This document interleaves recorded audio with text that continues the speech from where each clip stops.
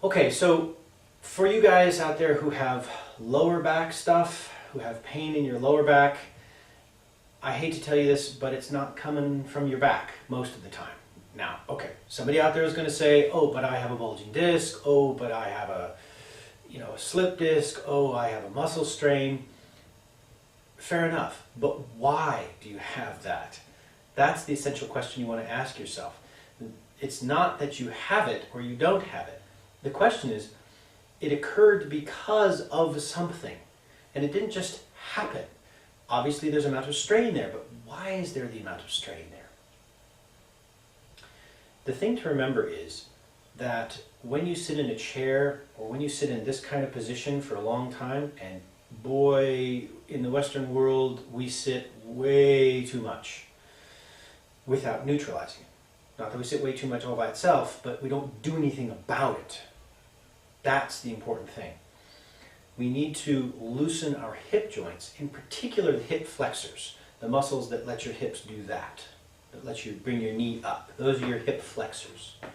We need to loosen those so that when we stand up, our pelvis doesn't tilt forward and we get that big sway back, because that exposes all of that to gravity.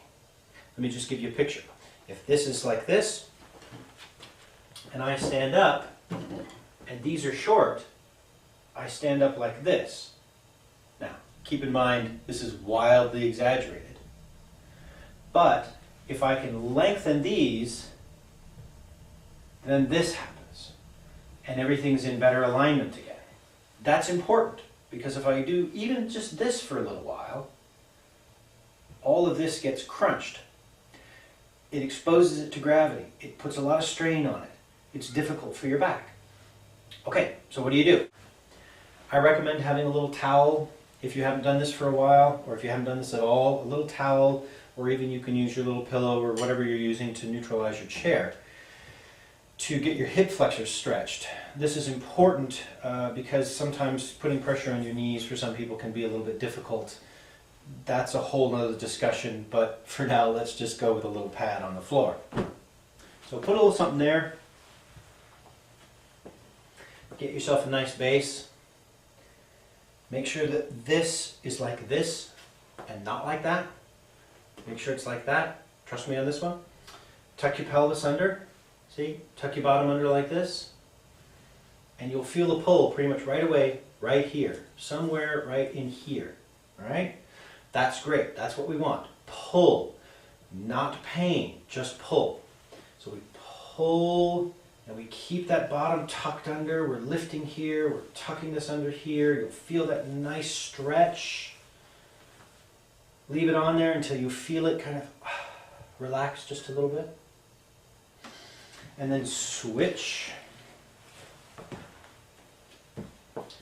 Tuck that bottom under. Let me over-exaggerate it. Tuck that bottom under. Pull yourself forward.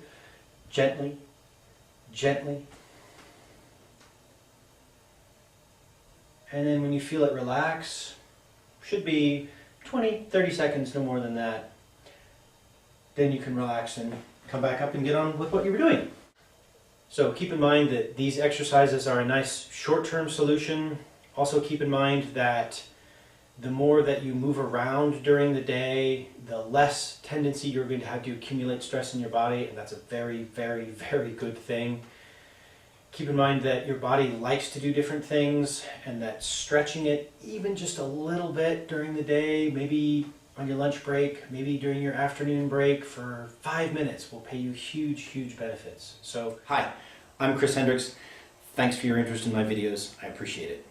I'd like to give you a copy of the video you've just seen, plus quite a few others. All the answers to the top questions I get from my clients about bodywork, ergonomics, and how to solve everyday stresses and strains. Please visit the URL you see at the bottom of the page here, and I'll give you access to all of them absolutely free. Thanks very much. See you soon.